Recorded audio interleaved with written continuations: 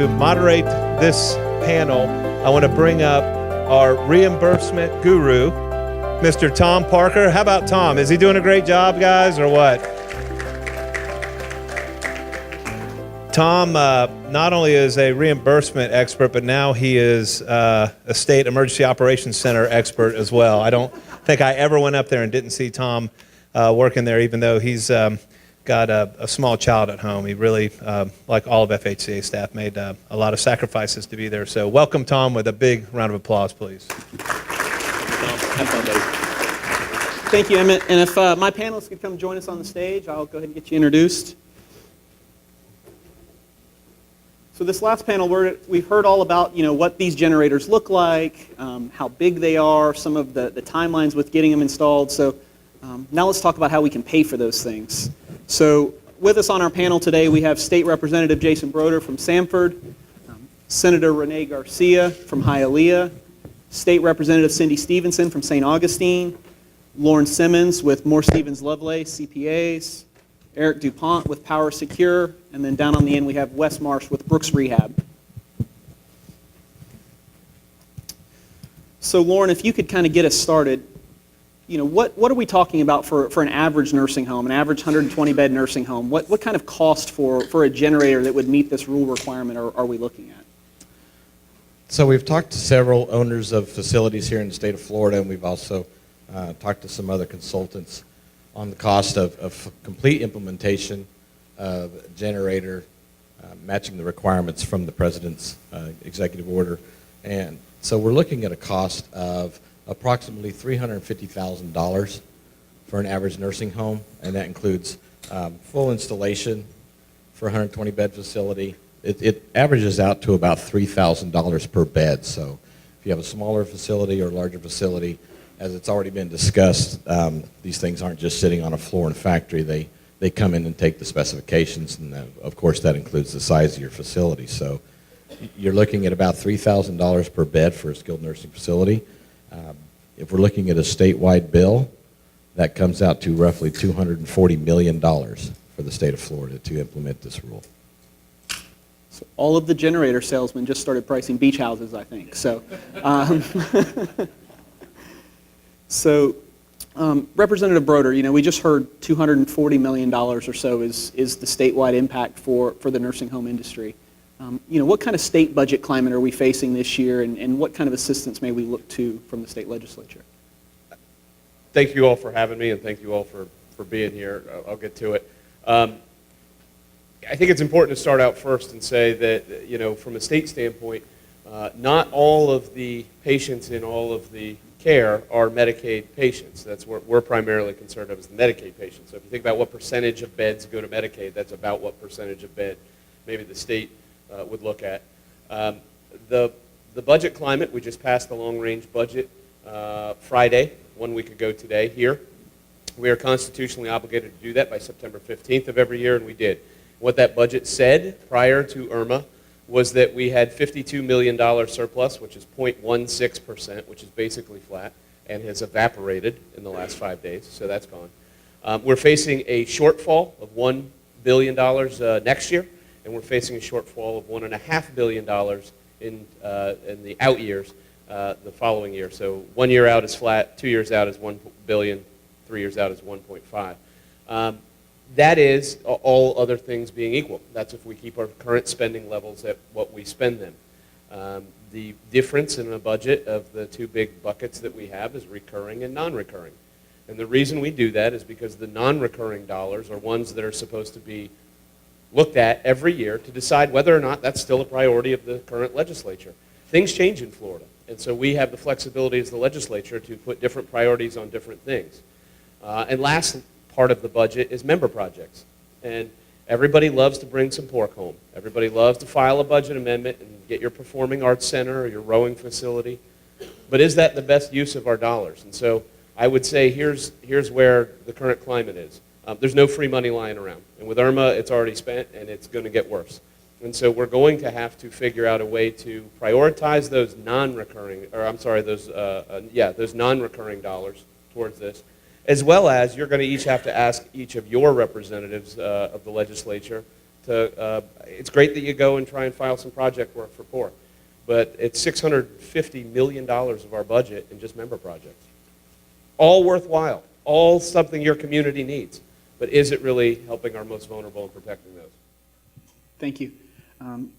Senator Garcia, so the governor has filed this emergency rule, and he's already indicated that he plans on pursuing this legislatively. We've already seen some other bills filed around this issue.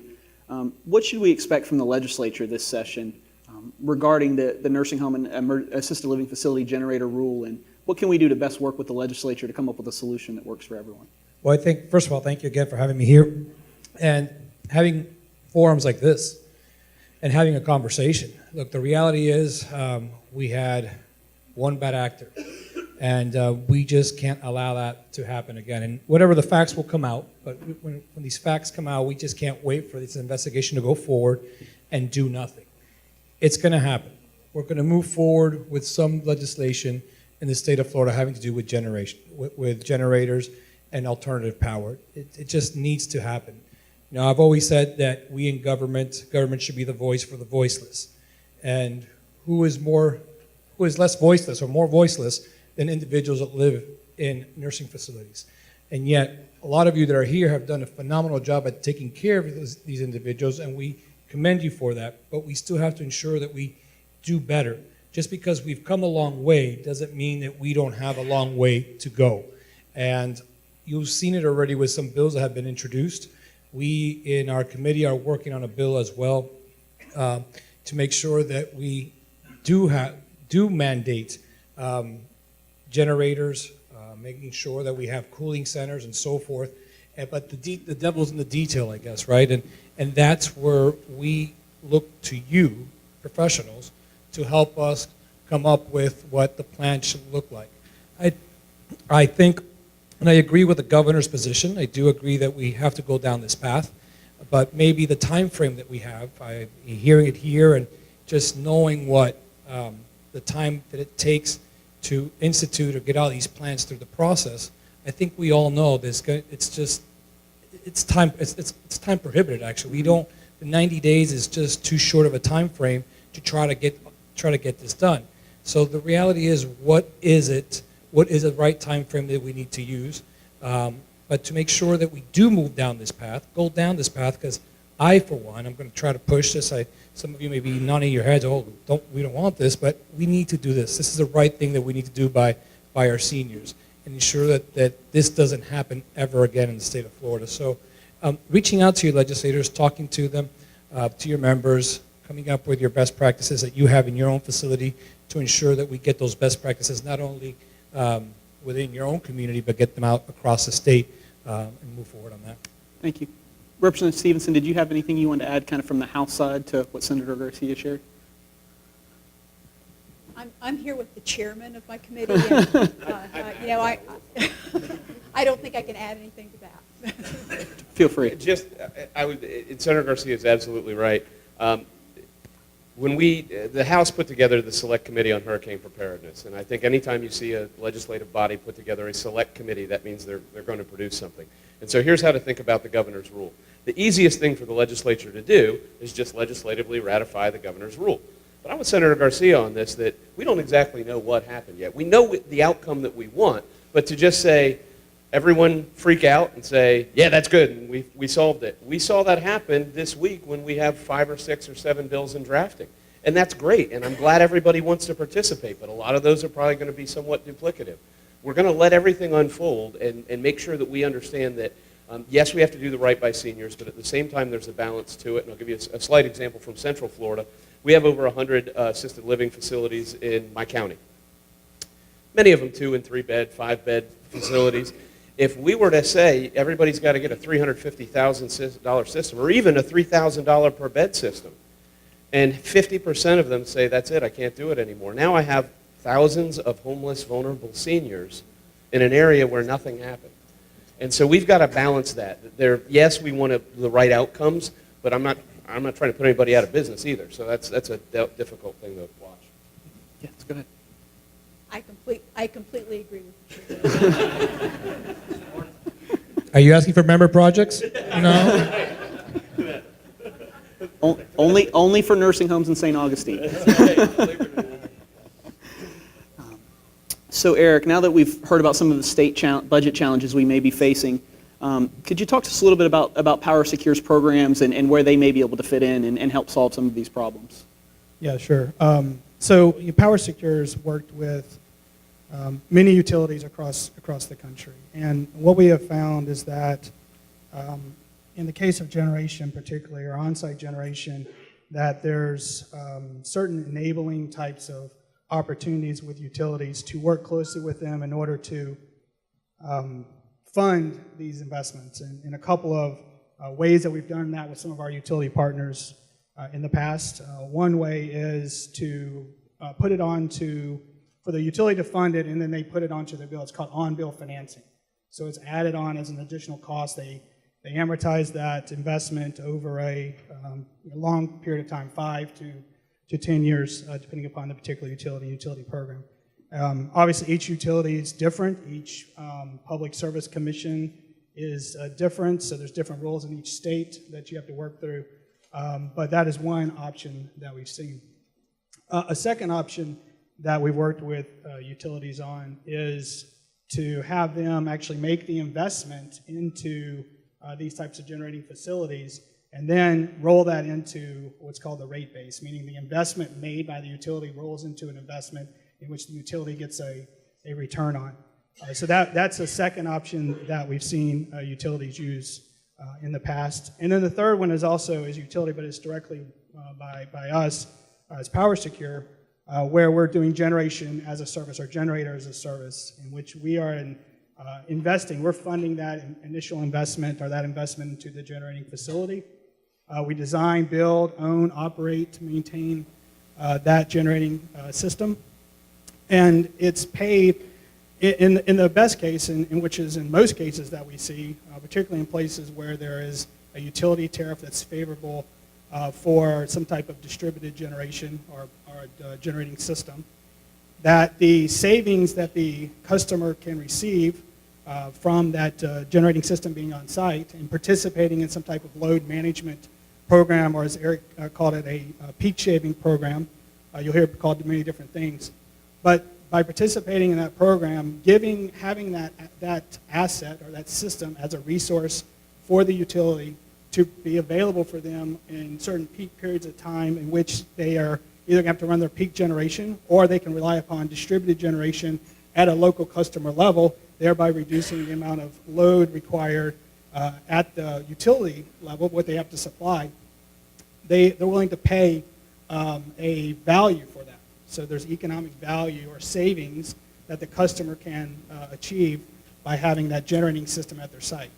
So that savings can then be used to pay for that investment of that generating system over a 10 to 15-year type contract. So we've done many of those across the country.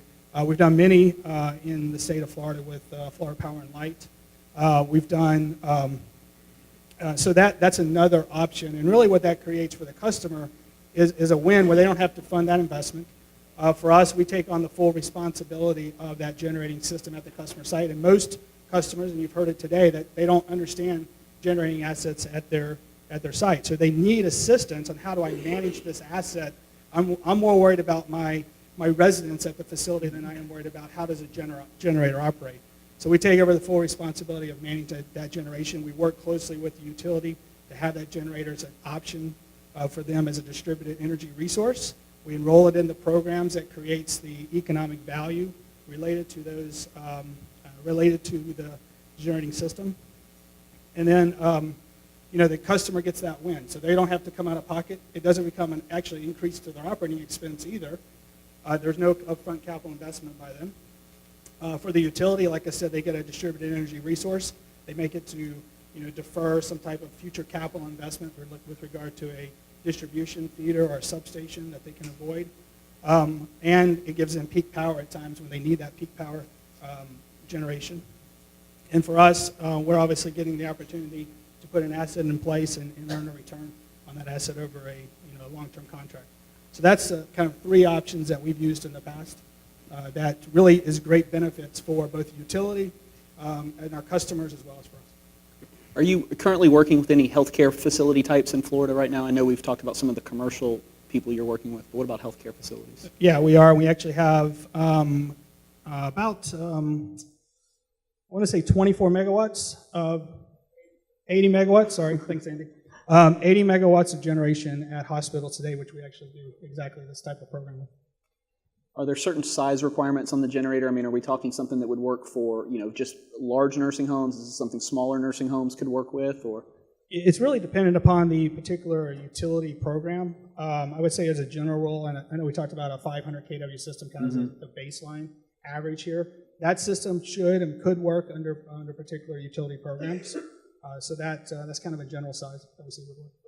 Are there some regulatory issues that we may need to look at working on, or some legislative fixes that may be needed to expand a program like this?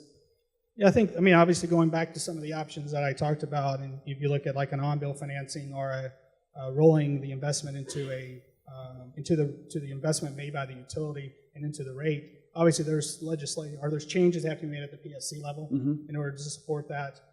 Some of the utilities support demand management today.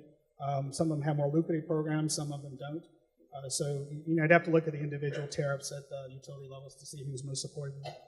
Great, thank you. So we've also been in communication with several utility companies who run similar programs, so I would encourage everyone to reach out to their local utility company and see what kind of programs may be available in your area.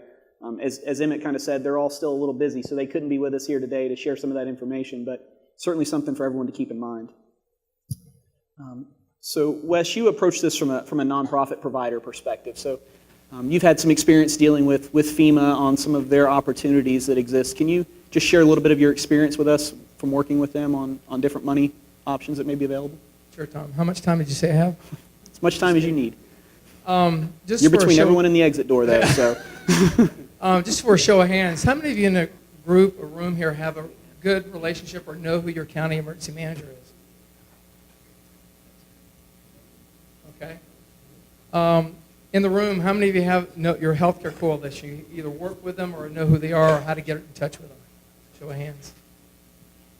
Just a little bit more. So that's good. That's the two most important people you need to have a relationship with in this whole funding mechanism, besides your legislators and congressional delegation, because that's the funding stream, or those are the folks that have influence over that process. A couple of things on the FEMA reimbursement. There needs to be a presidentially declared, like Irma or Matthew. Without that, there's not going to be any FEMA reimbursement in most cases. There may be some exceptions, but typically that's done.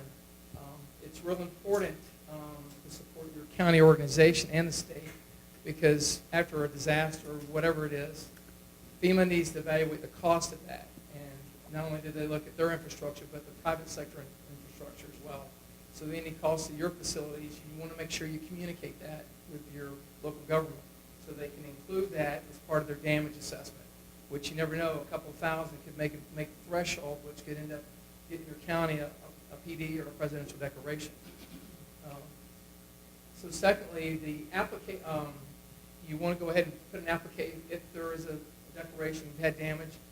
The FEMA process for reimbursement is a 75-25 split. So basically, for what they've approved or reviewed the process, they'll reimburse you 75%. That also includes your human capital. So those of us who have healthcare facility staffing, that's probably one of our largest costs.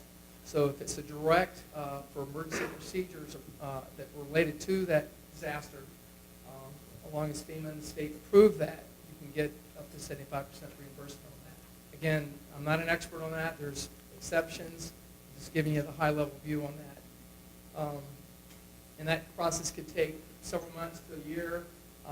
Pleasantly surprised that FEMA is now trying to expedite the Matthew process, because as we all know, there's a Harvey situation going on there. We've got Irma out there. We've got Matthew hasn't been paid, and now we have Maria for the Virgin Islands and Puerto Rico. So there's going to be some expenditures at the federal level and the territorial and state levels. So they need to get a handle on how much we're talking about. So Congress needs to do an additional appropriation, continuing resolution. They'll do that. That said, there is a grant program. So there's called a hazard mitigation grant program. And that's something you can be involved with at any point, but that's at the local level. So your local mitigation strategy committee or task force, each county is different, they all have one. You don't have to wait for a disaster to say, you know what, I need a generator, or I need to raise this, or I need to mitigate some flooding. You want to go ahead and have that relationship with your county so that you can get that project included. What that project does, if it's a 75-25 split, but the key is having that your project on the plan, because if it's not adopted in the strategy, it will never even get funded. And the key about doing that now versus after a disaster is that it could be the state, it could be FEMA. They may be saying, hey, we've got a healthcare generation project, or we're doing a flood mitigation project. Any projects available, so the Florida Division of Emergency Management will talk to the county and say, hey, we've got this project from St. Johns County or Orange County, and they'll submit it on up for funding. So it's important for you to do that now. Don't wait for a disaster, because again, that's some of those projects and grants will probably be, I'm not going to say they're going away, but they will probably be substantially reduced. So I would encourage you to get involved with that. And for those of you who don't need a PhD in it, but certainly working through FEM, Division of Emergency Management, FEPA, the Florida Emergency Professional Association, they can go ahead and help you with some training and learn how to do the mitigation, because there's people who have been doing it 10, 15 years and they're still learning. So it's not like, it's a quick class. It takes a lot of work, because you've got to know the federal procurement process. For those of us in the private sector, we don't have to deal with that. But when you're dealing with government contracts or the federal government, you have to comply with 2 CFR. And you will need to get legal counsel on that, because if anyone's dealt with federal procurement, it's very tedious. That's really kind of a high level, and that's pretty much. Go ahead, Senator. Actually, he's talking about getting to know all these individuals. I think one of the things that we all have to do is get to know your local officials as well. It's imperative that you do that. Invite them out to the centers. Invite them out so they can see where you are, who you are. And I think a lot of times we forget to do that. We get to know our state legislators and the higher-ups, but the local guys we don't know. And what I realized when I was going around the district after we secured our home and my family was secured, I went out, this is what I do. I go out, and it was a shame to me to realize that, again, when we talk about putting homes on a priority list, we submit with a county, but there's some jurisdictions that are locally run. The local governments didn't know, had no idea. And that's why it's incumbent imperative that we submit and get to know our local officials, so when there is a problem, God willing there isn't a problem like this again, we can reach out to them. My phone was blowing up, it really was, with a lot of our friends in the industry and folks that needed help, and some of the ALFs in our district, and trying to get them power back. And one of the things that we, I think, have to work on, and forget about funding, and funding is really important, right? But is making sure that you are on the same priority list, that we are on the same priority list as hospitals and firefighters. We need to be on those priority lists to make sure that we get that power back. And this is something that's inexpensive, that the chairman and I can really say, well, this is something to get done and put them on these priority lists. But the only way you can do that is to ensure that you go to your local officials and let them know where you are, give them your address, and invite them out so they can see and feel in touch and see where you guys are. So that's something that we got to work on. Thank you. So, Lauren, can you kind of give us an idea from a Medicaid reimbursement perspective? I mean, $350,000 generator, what is the average facility looking at getting back on that investment on their Medicaid rate? Yeah, well, under the current system, unfortunately, not much. The current system in how property costs are treated, you're looking at providers getting maybe up to 75 cents a day per patient day for Medicaid. Medicaid is still a cost-based system, and that's going to change next year as we move closer towards a prospective payment system. But right now, under the current system, they would probably get up to about 75 cents a day, which turns into a payback period just for the Medicaid share, mind you, of about 13 years. So you're looking at about 20 years that it would take for them to recover the complete cost of these generators we're implementing here. So under the prospective payment system that's implemented next October, it's a little more favorable to these costs.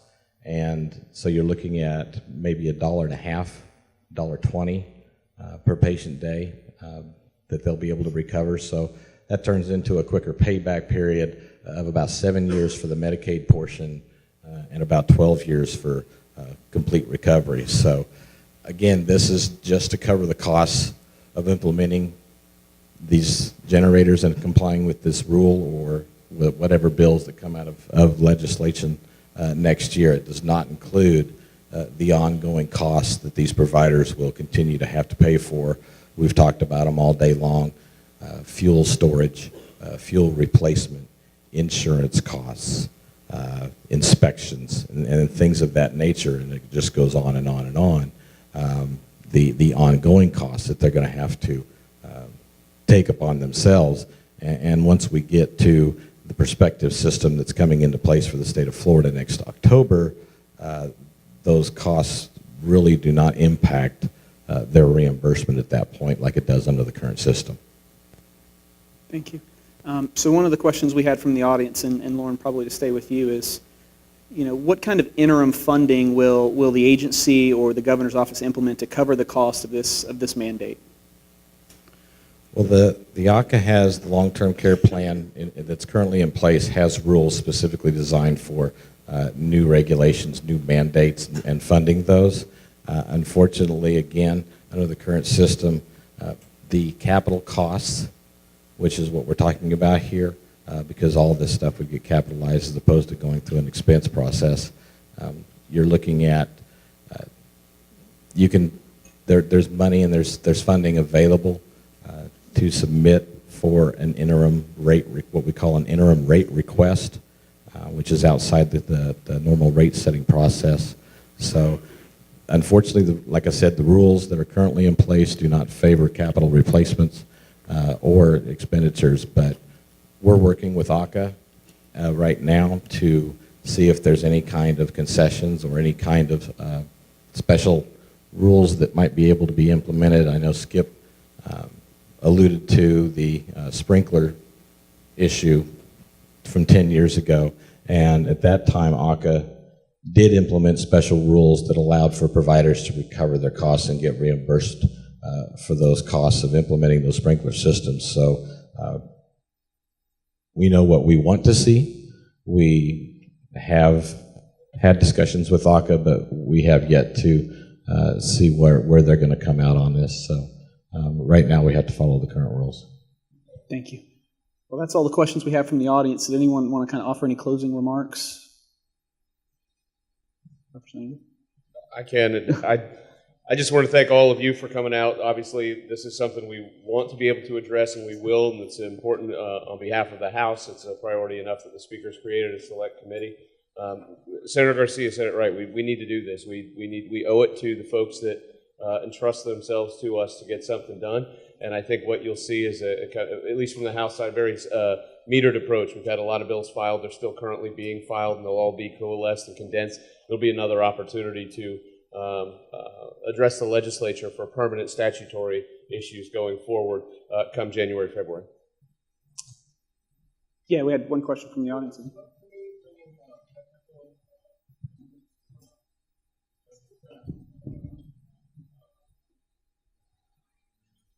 Sure. So the question was, will the select committee bring in any technical experts to assist in crafting the legislation, which I think is a shorthand answer for saying, are we going to get the right answers right in terms of, I don't know what would prompt you to say that. Maybe sometimes there would be.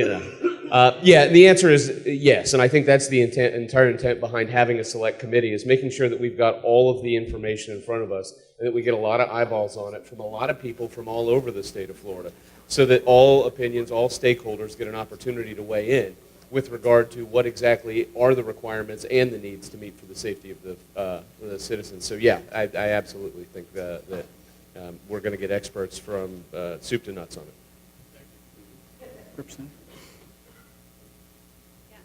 I was very interested in the evacuation procedure before the storms came. my mother-in-law was evacuated, has been evacuated twice from St. Johns County to Tallahassee. It's hard. It's really hard on her. I know it was hard on her, so when I started hearing the studies about evacuation, it was a concern. So I'm really grateful to be here to hear not only the solutions about the energy, but also how your different facilities deal with staying in place and evacuating, how everybody's helping each other. So I want to thank you for hosting. I want to thank everybody for being here. And Chairman, I'm so glad you're on this here on this panel, and Chair Garcia as well.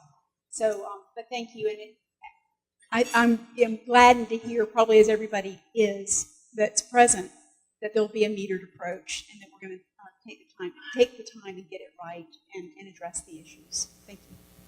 We did get a couple quick questions from the audience. I think we still have a few minutes. So for our elected officials on the panel, can we push for legislation to have utility companies to develop a hotline for providers? And I know we kind of talked about looking at, preferred provider restoration, but So there's two answers to that. Number one is the PSC already has the authority to be able to do that. We don't need to statutorily make them do that. The PSC could make them do that.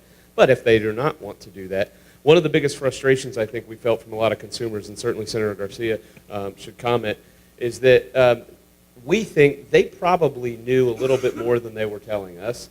And so it would be nice if they knew it was going to be 5 days, if they could tell us, well, it's going to be 5 days. Well, then we could call into work, and then we could empty our fridge, and then we could make other arrangements. I think that anxiety that it could be any half hour now, this power's coming back on, and then it's 5 days later and it's not, is really what frustrated folks. So more information is what you're looking for, I think.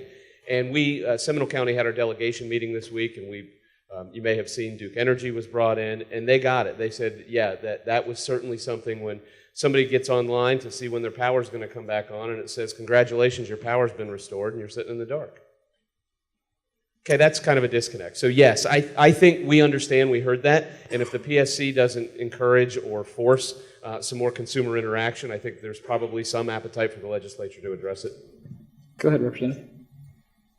So I was in the EOC for Matthew and for Irma for St. Johns County, and St. Johns County was hardest hit, I believe. That's a fair thing to say for Matthew, certainly not for Irma. But as I sat here and listened, and I was a county commissioner for 11 years, so I drilled these things with my community. And I thought we do these broad drills where everybody's in the room, but because the needs in the healthcare area are so serious, if we don't, we should be drilling them separate. But right now, when you have an event, if you're calling your EOC, it should be going to the healthcare area. There's a hot table, a table with just experts in that area to triage the issues. So even if we don't get a direct line to the provider, they're sitting in my county, they're sitting in St. Johns County, they're sitting 2 tables away from FPL and JEA and Beaches Energy. So when you call the EOCs, they should be either in direct communication, or they may be able to go over and tap somebody on the shoulder and say, hey, we need help here now. So that's the advantage of getting in touch with your locals. And maybe we should be running some scenarios just with in the healthcare area. What are the kind of things based on the lessons we're learning here? Great, thank you. Wes? Yeah, Tom, tag on to Representative Stevens' comment. Part of that relationship with the EOC, I can speak for Duval County, Jacksonville. Our health and medical branch, they actually have a dedicated line for our healthcare hospitals for us to call in. And the First Coast Disaster Council, which I'm vice president of, we did daily calls at 3 o'clock with every healthcare provider, facility, hospital, share situational awareness. What do you need? And it made it easier because, we all know there was an issue statewide with the special needs shelters and shelter in general, just because it was just more, because of Harvey and some other things, more awareness.